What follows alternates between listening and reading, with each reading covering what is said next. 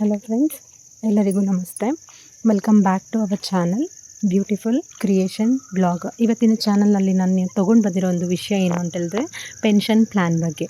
ನಿವೃತ್ತಿ ನಂತರ ನಾವು ಒಂದು ಪೆನ್ಷನ್ನ ಪಡ್ಕೊಳ್ಳೋದು ಎಲ್ಲರಿಗೂ ಅದು ಸಮವಾಗಿದೆ ಅಂತ ಹೇಳಿದ್ರೆ ಎಲ್ಲರೂ ಹೆಚ್ಚಿನಾಗಿ ಕೆಲಸ ಮಾಡುವಾಗಲೇ ಇದ್ರ ಬಗ್ಗೆ ಯೋಚನೆ ಮಾಡ್ತಾರೆ. ನಿವೃತ್ತಿ ಆದಮೇಲೆ ನಮ್ಮ ಬದುಕು ಮುಂದೆ ಅಂದರೆ ಈ ಯೋಜನೆ ಅಡಿಯಲ್ಲಿ ನಾವು ಹೂಡಿಕೆ ಮಾಡಿದ್ರೆ ನಮಗೆ ಮುಂದೆ ಒಳ್ಳೆಯದಾಗುತ್ತಾ ಅನ್ನೋದ್ರ ಬಗ್ಗೆ ಈ ಯೋಜನೆ ಬಗ್ಗೆ ನಾನು ನಿಮಗೆ ಹೇಳ್ತಾ ಇದ್ದೀನಿ ಸ್ನೇಹಿತರೆ.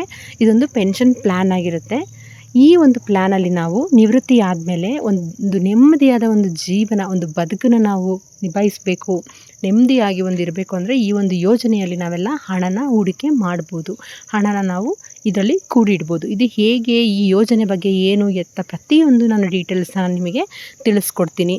ದಯವಿಟ್ಟು ಚಾನಲ್ನ ಸಬ್ಸ್ಕ್ರೈಬ್ ಮಾಡಿ. ಹೆಚ್ಚಿನ ವೀಡಿಯೋಸ್ ಮುಂದೆ ಬರೋದನ್ನೆಲ್ಲ ಅಪ್ಕಮಿಂಗ್ ವೀಡಿಯೋಸ್ಗಳು ನಿಮಗೆ ಸಬ್ಸ್ಕ್ರೈಬ್ ಮಾಡಿಕೊಂಡ್ರೆ ನೀವೇ ನೋಡ್ಬೋದು.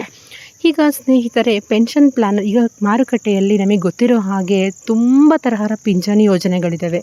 ಅದರಲ್ಲಿ ಕೆಲವೊಂದು ಗೌರ್ಮೆಂಟಲ್ಲಿ ಸಿಗುವಂತಹ ಪಿಂಚಣಿ ಯೋಜನೆ ಇದೆ, ಕೆಲವೊಂದು ಪ್ರೈವೇಟಲ್ಲಿ ಸಿಗುವಂತಹ ಖಾಸಗಿ ಕೂಡ ಇದೆ. ಇದರಲ್ಲಿ ಒಬ್ಬರು ಅಥವಾ ಹೆಚ್ಚಿನ ಪಿಂಚಣಿ ಯೋಜನೆಗಳನ್ನ ಕೂಡ ನಾವು ಹೂಡಿಕೆ ಮಾಡ್ಬೋದು. ಅಂತ ಹೇಳಿದ್ರೆ ಒಂದಕ್ಕಿಂತ ಹೆಚ್ಚು ನಾನು ಪಿಂಚಣಿ ಯೋಜನೆಯನ್ನು ಕೂಡ ತಗೋಬೋದು. ಈಗ ನಾನು ಒಂದೇ ಮಾಡ್ತಾ ಇದ್ದೀನಿ ಅಂದರೆ ಅದಕ್ಕಿಂತ ಇನ್ನೂ ಒಂದನ್ನು ಸೇರಿಸ್ಕೊಂಡು ಮಾಡ್ಬೋದು.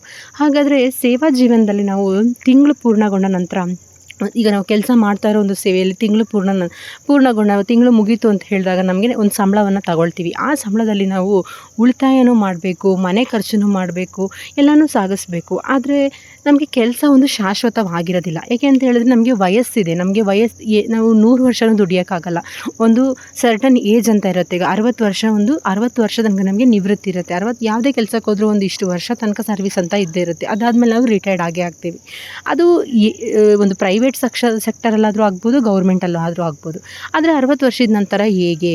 ಆದರೆ ನಾವು ಈಗಲೇ ಕೆಲಸ ಮಾಡ್ತಾ ಇರುವಾಗಲೇ ಒಂದು ಕೂಡಿಟ್ಟರೆ ಹೇಗಾಗುತ್ತೆ ನಮಗೆ ನಿವೃತ್ತಿ? 60 ವರ್ಷ ಆದಮೇಲೆ ಕೆಲಸಕ್ಕೆ ಹೋಗ್ತಿಲ್ಲ ಅಂತ ಹೇಳಿದ್ರೆ ಈ ಪಿಂಚಣಿಯಿಂದ ನಮಗೆ ಏನೆಲ್ಲ ಸೌಲಭ್ಯವನ್ನು ನಾವು ಪಡ್ಕೊಳ್ಬಹುದು, ಇದ್ರ ಬಗ್ಗೆ ನಾನು ನಿಮಗೆ ತಿಳಿಸ್ಕೊಡ್ತೀನಿ. ವಿಡಿಯೋನ ಎಲ್ಲೂ ಸ್ಕಿಪ್ ಮಾಡದೆ ಕಂಪ್ಲೀಟಾಗಿ ವಿಡಿಯೋನ ನೋಡಿ. ಮತ್ತು ನಿಮಗೆ ಏನೇ ಡೌಟ್ ಇದ್ದರೂ ಕೂಡ ನನಗೆ ವಿಡಿಯೋ ಮುಖಾಂತರ ಕಮೆಂಟ್ ಮಾಡಿ. ನಾನು ನಿಮಗೆ ಕಮೆಂಟ್ ಮಾಡಿದ್ದಕ್ಕೆ ನಾನು ಅದಕ್ಕೆ ರಿಪ್ಲೈ ಮಾಡ್ತೀನಿ. ಯಾವುದೇ ಒಂದು ಡೌಟ್ ಇದ್ದರೂ ಕೂಡ ಅದನ್ನು ನಿಮಗೆ ಕ್ಲಾರಿಫೈ ಮಾಡಿಕೊಡ್ತೀನಿ. ನಾನು ಆಗಲೇ ಹೇಳ್ದಾಗೆ ಮಾರುಕಟ್ಟೆಯಲ್ಲಿ ತುಂಬ ಪಿಂಚಣಿಗಳಿದ್ದಾವೆ. ಅದರಲ್ಲಿ ನಿಮಗೆ ನಾನು ಸರ್ಕಾರಿನೂ ಹೇಳಿದೆ, ಹಾಗೆಯೇ ಖಾಸಗಿನೂ ಹೇಳಿದೆ.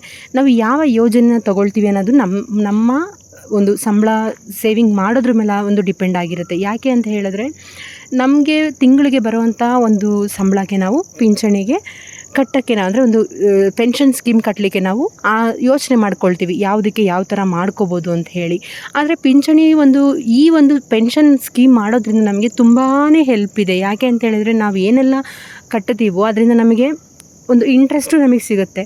ಒಂದು ಏಜ್ ಆದಮೇಲೆ ನಮಗೆ ಅದರಿಂದ ಒಂದು ಹೆಲ್ಪ್ ಕೂಡ ಆಗುತ್ತೆ. ಹಾಗಾದರೆ ಆ ಯೋಜನೆ ಯಾವುದು ಅಂತ ಹೇಳಿದ್ರೆ NPS ಅಂದರೆ ರಾಷ್ಟ್ರೀಯ ಪಿಂಚಣಿ ವ್ಯವಸ್ಥೆ, ಅಥವಾ ನಾವು ಅದನ್ನು NPS ಅಂತಲೂ ಕರಿಬಹುದು. ಈ NPS ಒಂದು ಸರ್ಕಾರಿ ಪಿಂಚಣಿ ಯೋಜನೆಯಾಗಿದೆ ಸ್ನೇಹಿತರೆ. ಅಂತ ಹೇಳಿದ್ರೆ ಇದು ಪ್ರೈವೇಟಲ್ಲಾಗಲಿ, ನಾನು ಖಾಸಗಿ ಅಂತಲೂ ನಿಮಗೆ ಹೇಳಿದೆ, ಖಾಸಗಿ ಆದರೂ ಆಗಿರ್ಬೋದು, ಸರ್ಕಾರದಿಂದಾದರೂ ಆಗಿರ್ಬೋದು ಅಂತ. ಆದರೆ ಈ ಪಿಂಚಣಿ ಸರ್ಕಾರದ ಪಿಂಚಣಿಯೇ ಆಗಿದೆ, ಇದು ಖಾಸಗಿ ಪಿಂಚಣಿ ಅಲ್ಲ. ಹಾಗಾದರೆ ಈ ಪಿಂಚಣಿಗೆ ನಾವೆಲ್ಲ ಒಂದು ನಂಬಿಕೆನ ಇಡಬಹುದು. ಯಾಕೆ ಅಂತ ಹೇಳಿದ್ರೆ ನಾವು ಹೂಡಿಕೆ ಮಾಡೋದು 60 ವರ್ಷ ವಯಸ್ಸಿನವರೆಗೆ ಲಾಕಿನ್ ಅವಧಿಯನ್ನು ಹೊಂದಿರುತ್ತೆ. ಅಂತ ಹೇಳಿದ್ರೆ ಇವಾಗ ನಮಗೆಲ್ಲ ಇವಾಗ ಒಂದು 25-30 ವರ್ಷದಿಂದನೇ ನಾವು ಇದನ್ನ ಸ್ಟಾರ್ಟ್ ಮಾಡ್ತಾ ಇದ್ದೀವಿ ಅಂದರೆ ಇದು 60 ವರ್ಷ ಗಂಟಲು ನಾವು ಸ್ಟಾರ್ಟ್ ಮಾಡ್ಬೋದು. 60 ವರ್ಷ ತನಕ ನಾವು ಪಿಂಚಣಿನ ಕಟ್ಬೋದು. ಈ ಒಂದು ಪಿಂಚಣಿಯಿಂದ ನಮಗೆ ಜೀವ ವಿಮಾ ಕಂಪನಿ ಪಿಂಚಣಿ ಮಾರುಕಟ್ಟೆಯಲ್ಲಿ ಹಲವಾರು, ಅಂದರೆ ನಿಮಗೆ ಗೊತ್ತು LICನೂ ಕೂಡ ಇದರಲ್ಲಿ ಒಂದು ಬರುತ್ತೆ.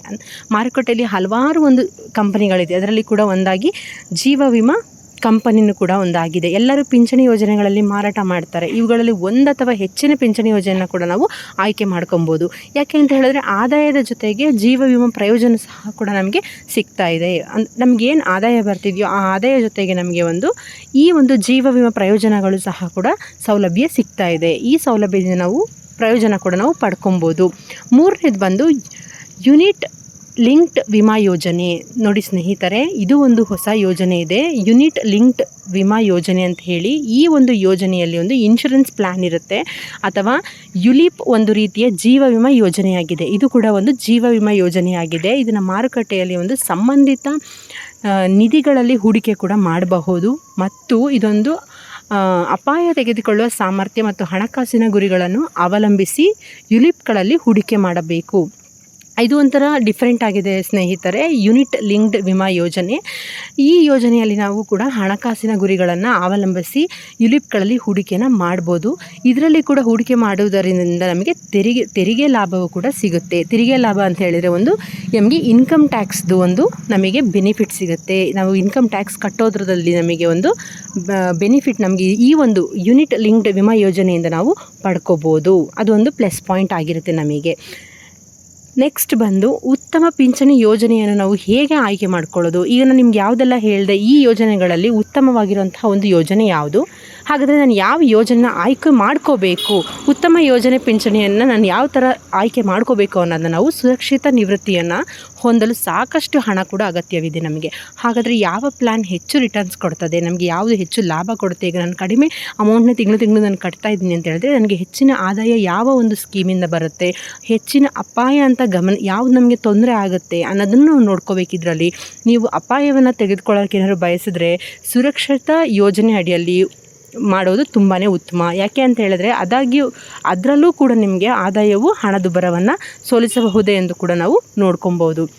ಸ್ನೇಹಿತರೆ, ನಾವು ಯಾವುದೇ ಸ್ಕೀಮ್ ಮಾಡ್ತೀವಿ ಅಂದ್ರೂ ಅದರಲ್ಲಿ ನಮಗೆ ಕೆಲವೊಂದು ಸ್ಕೀಮ್ಗಳಲ್ಲಿ ನಮಗೆ ನಾವು ಕಟ್ಟೋ ಅಮೌಂಟಿಗೆ ಇಂಟ್ರೆಸ್ಟ್ ಜೊತೆಗೆ ನಮಗೆ ತೆರಿಗೆ ಕೂಡ ಬರಬೇಕು ತೆರಿಗೆ ಕೂಡ ಕಟ್ಟಬೇಕು ಅನ್ನೋದಿರುತ್ತೆ. ಆದರೆ ಈ ಸ್ಕೀಮಲ್ಲಿ ನಮಗೆ ನಾನು ಆಗಲೇ ನಿಮಗೆ ಹೇಳಿದ ಸ್ಕೀಮಲ್ಲಿ ತೆರಿಗೆ ವಿನಾಯಿತಿ ಕೂಡ ಇರುತ್ತೆ. ಅದ್ರ ಜೊತೆಗೆ ಏನಂತ ಹೇಳಿದ್ರೆ ನಮಗೆ ಹೆಚ್ಚು ರಿಟರ್ನ್ಸ್ ಯಾವುದು ಕೊಡುತ್ತೆ, ಕಟ್ಟುತ್ತಾ ಇರೋ ಪಂಚಣಿಯಲ್ಲಿ ನಾವು ಪೆನ್ಷನ್ ಅಮೌಂಟ್ ನಾವು ಡಿಡಕ್ಟ್ ಏನಾಗುತ್ತೋ ನಮ್ಮ ಸಂಬಳದಲ್ಲಿ ಅದ್ರಲ್ಲಿ ನಮಗೆ ಹೆಚ್ಚು ರಿಟರ್ನ್ಸ್ ಯಾವುದು ಕೊಡುತ್ತೆ, ಹಾಗಾದರೆ ನನಗೆ ಹೆಚ್ಚು ಆದಾಯ ಸಿಗೋದ್ರ ಬೆಲೆ ನಾವು ಯೋಚನೆ ಮಾಡಬೇಕಾಗುತ್ತೆ. ಅದ್ರ ಜೊತೆಗೂ ಕೂಡ ನಮಗೆ ಹೆಚ್ಚು ಯಾವ ಈ ಯೋಜನೆಯಿಂದ ನಮಗೆ ಅಪಾಯ ಇದೆ ಅಂತಲೂ ಕೂಡ ನಾವು ಗಮನಿಸಬೇಕಾಗುತ್ತೆ. ನೀವು ಏನಾದರೂ ಇಲ್ಲ ನನಗೆ ಪ್ರಾಬ್ಲಮ್ ಆಗ್ತಾ ಇದೆ ಅಂತ ಹೇಳಿದ್ರೆ ನೀವು ಇದನ್ನೇ ನಾನು ಚೂಸ್ ಮಾಡೋದು ಬೆಟರ್ ಅಂತ ನೀವು ಅಂದ್ಕೊಂಡ್ರೆ ಅದರಲ್ಲೂ ಕೂಡ ನೀವು ಹೂಡಿಕೆ ಮಾಡೋದು ನಿಮಗೆ ಉತ್ತಮವಾಗಿರುತ್ತೆ. ಅದರಲ್ಲೂ ಆದಾಯದ ರೀತಿ ಮಿತಿನೂ ಕೂಡ ನಾವು ನೋಡ್ಕೊಬೋದು. ಯಾಕೆ ಅಂತ ಹೇಳಿದ್ರೆ ನಮಗೆ ಅದರಿಂದನೇ ನಾವು ಅದನ್ನ ಸ್ಟಾರ್ಟ್ ಮಾಡಬೇಕಾಗುತ್ತೆ. ಹಾಗಾಗಿ ಮತ್ತು ಮಾಸಿಕ ಆದಾಯ ಬರಹ ಪಿಂಚಣಿ ಯೋಜನೆಯನ್ನು ಆಯ್ಕೆ ಮಾಡಿಕೊಳ್ಳಬೇಕು ಎನ್ನುತ್ತಾರೆ ತಜ್ಞರು. ಈಗ ತಜ್ಞರುಗಳೆಲ್ಲ ಅಂದರೆ ಸೈಂಟಿಸ್ಟ್ ಆಗ್ಬೋದು, ಇನ್ನೂ ನಮಗೆ ಎಕನಾಮಿಕ್ಸ್ಟ್ ಆಗ್ಬೋದು, ಯಾರಾದರೂ ನಮಗೇನಾದರೂ ಫಿನಾನ್ಸ್ ರಿಲೇಟೆಡ್ ಏನಾದರೂ ಹೇಳ್ಕೊಡ್ತಾರೆ, ಫಿನಾನ್ಸ್ ಟೆಕ್ನಿಷಿಯನ್ ಯಾರಾದರೂ ನಮಗೇನೋ ಸಲಹೆ ಕೊಡ್ತಾ ಇದ್ದಾರೆ ಅಂತ ಹೇಳಿದ್ರೆ ಪಿಂಚಣಿ ಯೋಜನೆಯನ್ನು ಆಯ್ಕೆ ಮಾಡ್ಕೊಳ್ಬೇಕಾದ್ರೆ ನಾವು ನಿವೃತ್ತಿ ನಂತರ ಆದಾಯ ಸಾಧ್ಯವಾಗದ ಕಾರಣ ಅಂತ ಹೇಳಿದ್ರೆ ಇವಾಗ ನಂದು ರಿಟೈರ್ಡ್ ಆಗೋಯ್ತು ಅಂತಂದರೆ ನನಗೆ ಆ ಕಾರಣದಲ್ಲಿ ಏನಾದರೂ ನನಗೆ ಪಿಂಚಣಿ ಯೋಜನೆನ ಆಯ್ಕೆ ಮಾಡ್ಕೊಳ್ಳೋಕ್ಕಾಗಲಿಲ್ಲ, ನನಗೆ ಅಪಾಯಕಾರಿ ಏನಾದರೂ ಆಗಿಬಿಡುತ್ತೆ, ರಿಟರ್ನ್ಸ್ ಲಭ್ಯವಿರೋದಿಲ್ಲ, ಈ ವಿಷಯಗಳನ್ನ ನಾವು ಖಚಿತವಾಗಿ ತಿಳ್ಕೊಬೇಕಾಗುತ್ತೆ. ಅದೇ ಸಮಯದಲ್ಲಿ ಕೂಡ ದೈನಂದಿನ ಅಂದರೆ ಪ್ರತಿನಿತ್ಯದ ವೆಚ್ಚಗಳನ್ನ ಕೂಡ ನಾವು ನೋಡ್ಕೊಬೇಕಾಗುತ್ತೆ. ಪಿಂಚಣಿ ಯೋಜನೆ ನಾವು ತಗೊಳ್ಳೋಕ್ಕಿಂತ ಮುಂಚೆ ಸ್ನೇಹಿತರೆ ಮನೆಯ ವೆಚ್ಚ ಖರ್ಚುಗಳನ್ನ ಜೊತೆಗೆ ಆರೋಗ್ಯದಾದರೂ ಆಗ್ಬೋದು, ಆಮೇಲೆ ನಾವು ತುರ್ತು ಆರೋಗ್ಯ ಸಮಸ್ಯೆಗಳಾಗ್ಬೋದು, ದೈನಂದಿನ ವೆಚ್ಚಗಳಾಗ್ಬೋದು, ಪ್ರತಿಯೊಂದನೆಗಳನ್ನ ಯಾವುದು ತೊಂದರೆ ತಗೊಳ್ದೇ ಇದೆಲ್ಲನೂ ಯೋಚನೆ ಮಾಡಿ ಇಂದ ಎಷ್ಟು ಡಿಡಕ್ಟ್ ಆಗುತ್ತೆ ಅಂತ ತಿಳ್ಕೊಂಡು ಕೊನೆಗೆ ನಾವು ಯೋಜನೆಯನ್ನು ಚೂಸ್ ಮಾಡಬೇಕಾಗುತ್ತೆ. ಅದರಲ್ಲೂ ಕೂಡ ಇಷ್ಟು ವ್ಯವಹಾರಗಳು ತುಂಬಾ ಮುಖ್ಯ. ಯಾಕೆ ಅಂತ ಹೇಳಿದ್ರೆ ಇದು ಎಲ್ಲ ಸಮಯದಲ್ಲೂ ಕೂಡ ನಮಗೆ ಪ್ರತಿನಿತ್ಯದ ಖರ್ಚುಗಳೆಲ್ಲ ಹೇಗೆ ಬರುತ್ತೆ ಅಂತ ಹೇಳೋಕ್ಕಾಗಲ್ಲ. ಹಾಗಾಗಿ ನಾವು ಸಂಬಳ ತಗೊಳ್ತಾ ಇದ್ದೀವಿ ಅಂತ ಹೇಳಿದ್ರೆ ಎಲ್ಲ ಖರ್ಚು ವೆಚ್ಚಗಳನ್ನ ನಮ್ಮ ಲಭ್ಯ ಇರುವ ಖಚಿತವಾಗಿ ತಿಳ್ಕೊಂಡು ಅದ್ರ ಬಗ್ಗೆ ಅದೇ ಸಮಯದಲ್ಲಿ ನಾವು ಅದನ್ನು ಕರೆಕ್ಟಾಗಿ ತಿಳ್ಕೊಂಡು ಆಯ್ಕೆನ ಮಾಡ್ಕೋಬೇಕಾಗುತ್ತೆ. ಇಷ್ಟು ಯೋಜನೆಗಳನ್ನ ನೀವು ಯೋಚನೆ ಮಾಡಿ ತಿಳ್ಕೊಂಡು ನಿಮಗೆ ಇಷ್ಟ ಬಂದಿದ್ದನ್ನ ಹಾಕಿ ಸ್ನೇಹಿತರೆ. Thanks for watching. ಸಬ್ಸ್ಕ್ರೈಬ್ ಮಾಡಿ ಬ್ಯೂಟಿಫುಲ್ ಕ್ರಿಯೇಷನ್ ಬ್ಲಾಗ್. ಹೆಚ್ಚಿನ ಮಾಹಿತಿನ ಪಡ್ಕೊಳ್ಳಿ. ವಂದನೆ.